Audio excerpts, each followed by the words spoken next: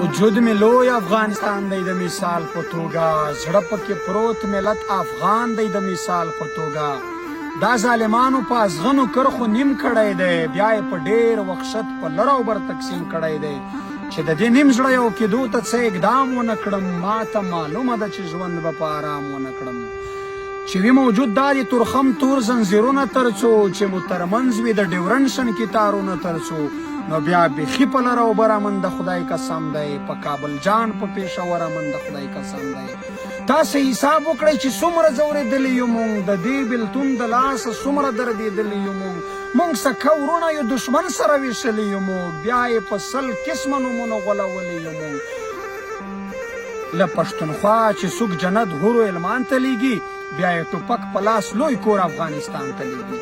مونږ که سوځېږو که ژوبلېږو، خو د دې د لاسه په لر او بر کې وژل کېږو، خو د دې د لاسه دا چې له هر ګړنګ لوېږو، خو د دې د لاسه دا چې په وینو کې لغړېږو، خو د دې د لاسه منځ کې بېلتون دی، ورور د ورور له حاله نه خبرېږي، پلار یې د زوی او مور د لور له حاله نه خبرېږي.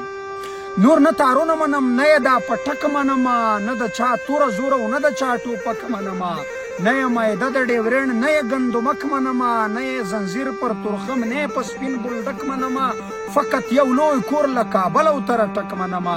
دا خو په زور چا شو کولی، له خپل ځان یمه زه، ګنې که دلته یم که هلته، یو افغان یمه زه.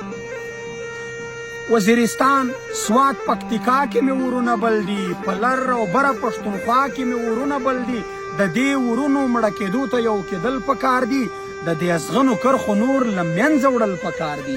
پښتنو څو مو چې دا وران وطن ګټلی نه وي، چې مو تر څو دښمن ته زور د مټ ښودلی نه وي، څو مو چې دا د وطن زوړ پر غر ګنډلی نه وي، چې مو تر څو په اټک پل دیوال وهلی نه وي.